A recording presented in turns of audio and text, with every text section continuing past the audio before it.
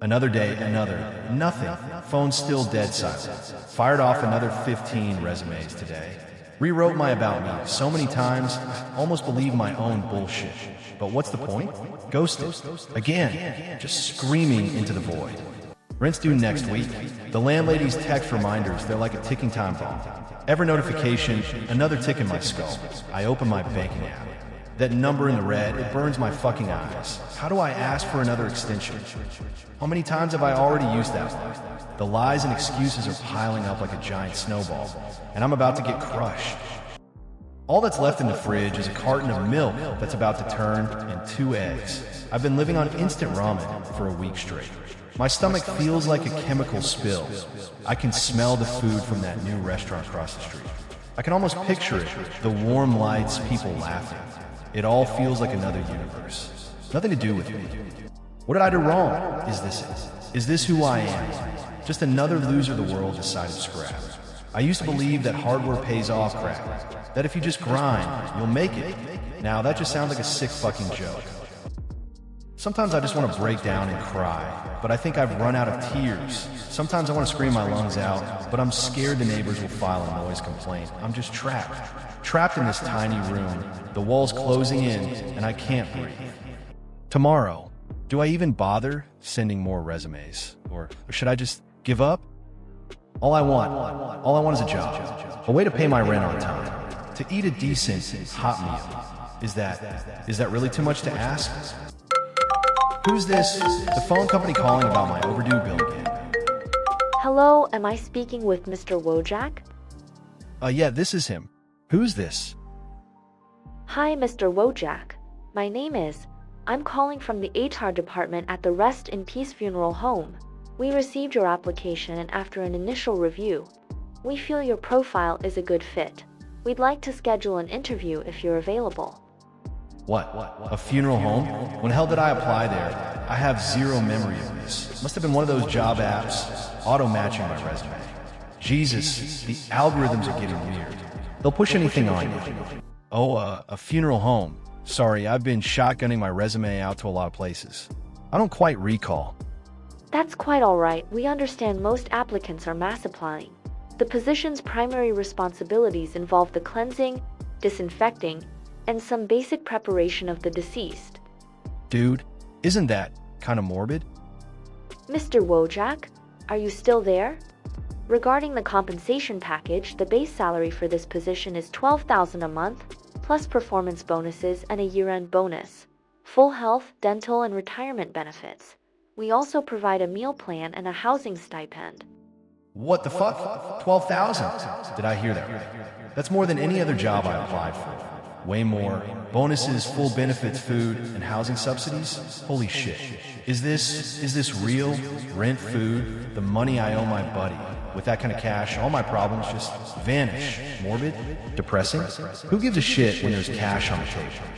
Yes, I'm here. Available. I am very available. Won't it be a good time for you?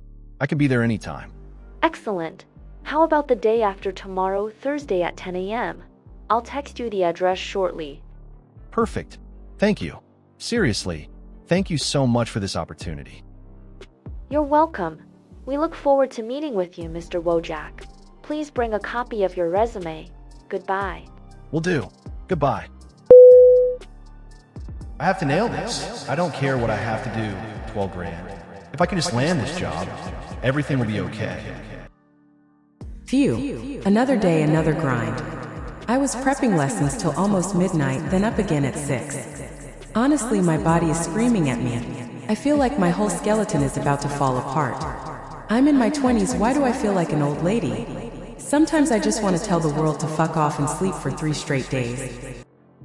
But then, I think of the kids and suddenly it all feels worth it. Last week, I taught them that new spin. They were all frowning, saying it was too hard. But at yesterday's review, almost every single one of them nailed it. Seeing them gain confidence and joy through dance, you can't buy that feeling. It's exhausting, sure, but it's a good kind of tired. Fills you up. Okay, gotta get the formation for the new routine sorted out today. The showcase is next month, can't afford to. Whoa, what's happening?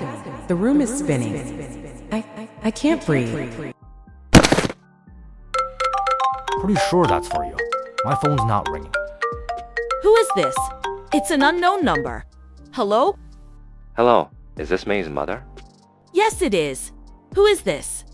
Are you one of her coworkers? Did she leave something at the studio again?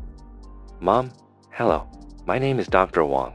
I'm a DR doctor at City Central Hospital. A doctor? May, what happened to her? Is something wrong? Ma'am, please try to stay calm and listen to me carefully. This morning, May suddenly collapsed on her way to work. A bystander called an ambulance, and she was rushed to her hospital. She collapsed? So what now? Is she awake? Is it low blood sugar? That girl never eats a proper breakfast. Her father and I are on our way right now. Ma'am, please, you need to listen. We did everything we could to resuscitate her, but... But what? Doctor, just say it. What happened to my daughter?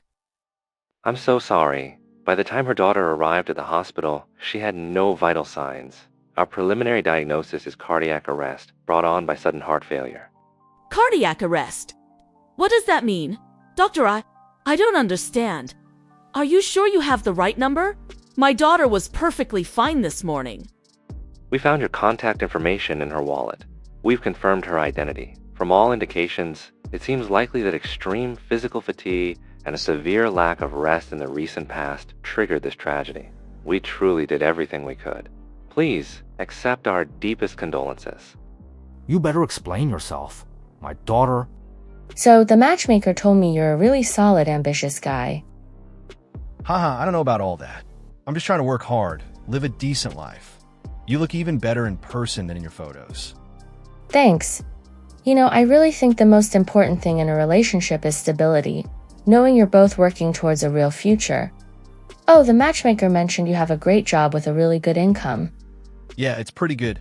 I clear over 10 grand a month after taxes. And work covers my food and board, so I don't really have any big expenses. I can actually save money.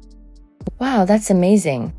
In this economy, an income like that is something to be proud of. You're doing way better than me. After my mortgage payment, I'm basically broke every month. So where do you work?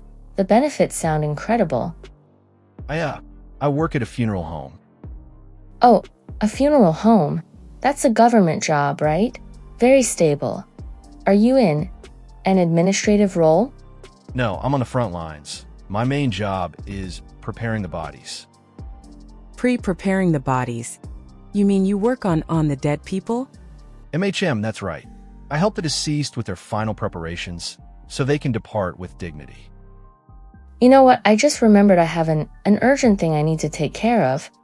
I think we should just call it a day here. Wait, but we just... No, it's fine. I just think we're probably not a good fit. So, good luck finding someone. I gotta go. Of course. It's always the same. Everything was going so well. She didn't hate my face, she was impressed by my salary. We even had the same taste in movies. For a split second, I thought I could be a normal person. Have a real relationship. Maybe even a family. But the second I say what I do for a living, it's over.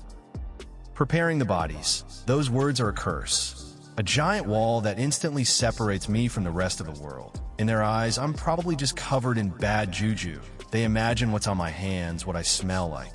Even sitting across from me drinking coffee, they probably feel the air get colder. But it's just a job where I earn an honest living, a good one at that. It saved me from being broke and hungry. I thought money I earned with my own two hands was something to be proud of. But to everyone else, the job itself is unclean. What the hell am I supposed to do? Do I have to quit this stable, well-paying job just for a chance at a relationship? Go back to being that desperate guy, getting ghosted by 100 companies? Or am I just destined to be alone, doomed to be an outcast, all because of my job title? Sir, ma'am, please, my deepest condolences. We will handle all the arrangements from here. Please don't worry. Wojak, go get her prepped. The family wants one last viewing tomorrow morning. Be thorough. You got it, Mr. Wong. Holy shit, is that for real? Those legs, that body, I can't.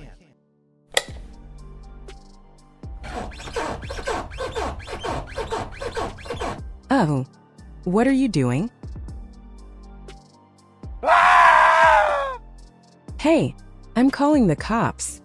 I think I was just raped. Miss May, hello? How are you feeling now? Are you any pain? I don't know. It's okay. Take your time. You're safe now. We're here to help. Just tell us what you remember.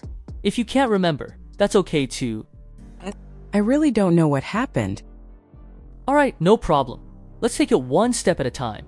Do you remember this morning? How you left your house, for example? This morning, I was going to work.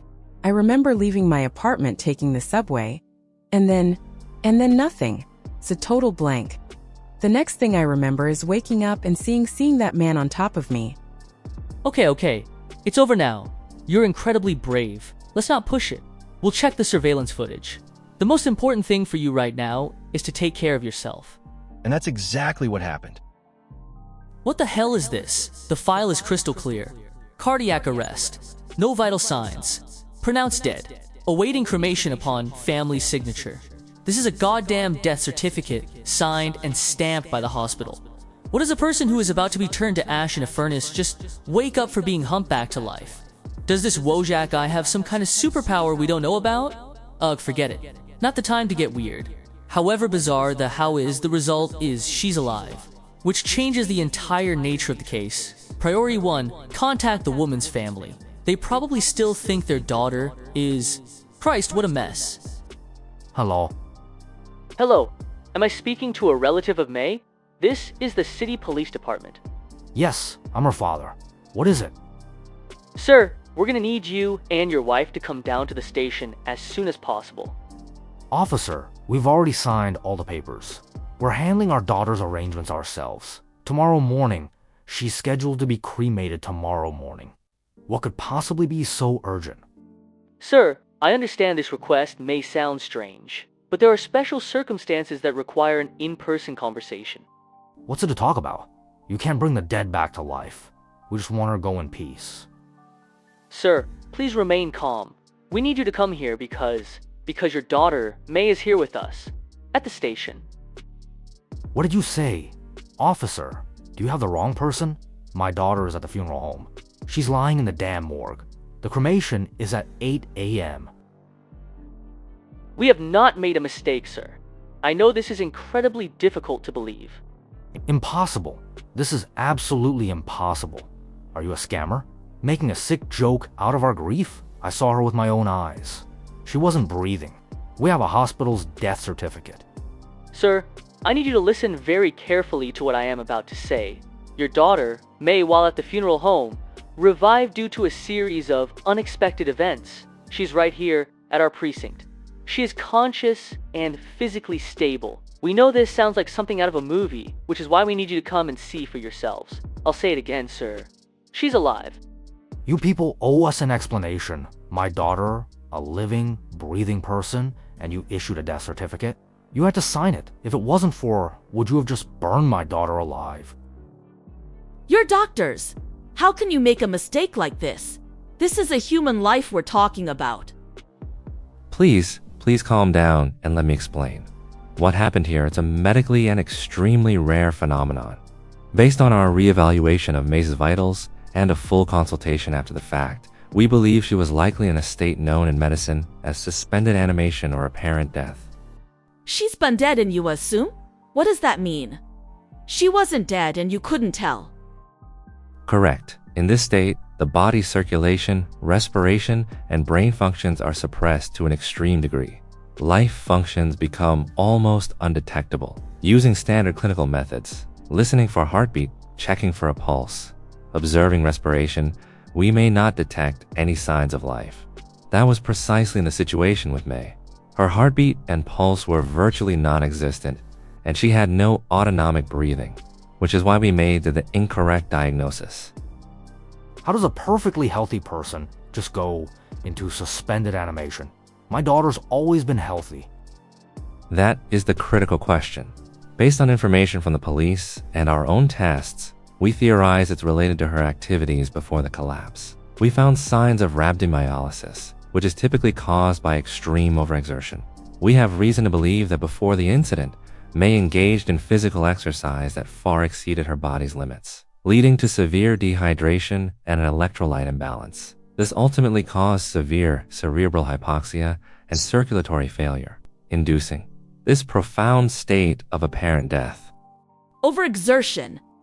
Yes, and as for how she was revived, that is directly related to the actions of the suspect, Wojak, as mentioned by the police. From the coroner's preliminary report and the situation described, the high-frequency impacts from Wojak's actions on May's body, this sustained, rhythmic physical stimulation, may have, by sheer astronomical chance, jump-started her dormant cardiac pacemaker. It also provided a baseline level of blood flow to the brain, ultimately pulling her out of the state of suspended animation and restoring her heartbeat and respiration. It is without a doubt an unpredictable and utterly bizarre medical miracle. Honey, the police are asking. They want to know what we want to do about that Wojak guy. Dad, Mom, I've been thinking about it nonstop since I got home from the hospital. What he did to me, it was monstrous, subhuman. The thought of it makes me sick. It terrifies me. By all rights, I should want to see him rot in a jail cell for the rest of his life. Damn right. What he did was a crime. He has to be punished. But, Dad, Mom, have you thought about it? If it wasn't for him, where would I be right now? Don't say that, sweetie. Don't. I can't bear you thinking those things. No, Mom, I have to think about it. The doctor said I was in a state of apparent death. No heartbeat, no breathing. Can you imagine it? What if I had woken up inside that furnace, surrounded by fire? What would that feel like? That's a level of despair with no escape. A hell you can't even imagine. I can't even bring myself to picture it. It's 1,000 times more terrifying than death, or even what he did to me. He's a monster, a criminal, but he's the one who pulled me back from the gates of hell. Even though the way he did it was so disgusting, the result is I'm alive. So I've made up my mind. Let's forgive him.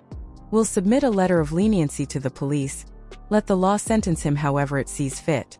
But as for us, we won't press charges. Okay, sweetie. We'll do whatever you say. Whatever helps you feel even a little bit better. We support you. Based on the extraordinary circumstances of this case and the victim's official statement of forgiveness, the court has ruled to reduce the defendant's sentence. The defendant, Wojak, is hereby sentenced to 2 years in prison.